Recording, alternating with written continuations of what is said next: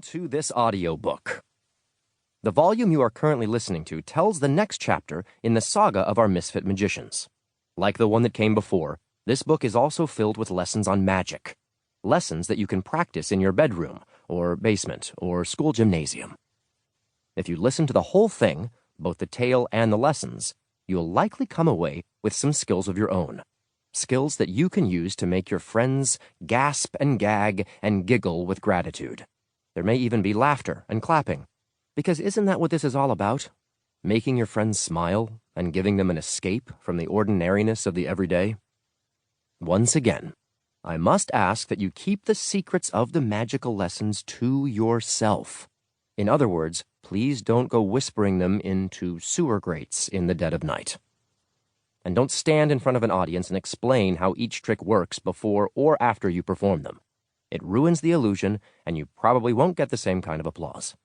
And, of course, refrain from reciting the lessons to any gossips in your school.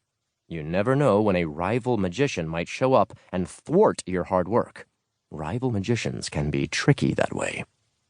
If you do feel the need to share these lessons, make sure it's with a group of your best friends. Those who've promised to keep your secrets. A magician's club, if you will. Just like our very own Magic Misfits. After all, secret organizations are quite fun. Who doesn't want to be part of a club? One of the most fun things to do with other magic-minded folks is to put on a show. Keep this in mind as you discover the magic lessons within this audiobook. How would you set your stage to impress your audience? Would you use a great red curtain? Or would you start in pitch darkness to add a sense of mystery and tension? Would one of your friends act as an announcer? Or might your magic club begin the show in silence? These questions are not only useful when staging a magic production, but they also come in handy when telling a story like the one we are about to begin. Personally, I feel that a mixture of the following aspects is the most effective: curtains, trapdoors, shadows, mirrors, music, sound effects, voiceovers, and fog. And don't forget the sense of excitement of a new journey. Are you ready to find out which of these I've chosen to start our show? Story? Well then, go on and keep listening. Chapter 1. Leila Vernon did not always live in Mineral Wells.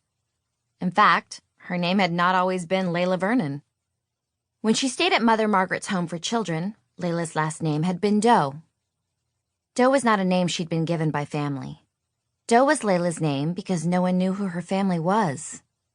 When Mother Margaret first found Leila, a note card in the bassinet stated only her first name and birth date. Leila never let this get the better of her. In fact, she tried harder than the other girls to keep a positive attitude, even when they treated her as if she were as worthless as a wooden nickel.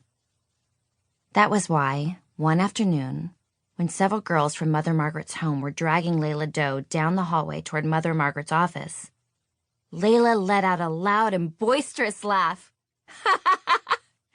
She shouted as they pinched her arms, "That tickles!"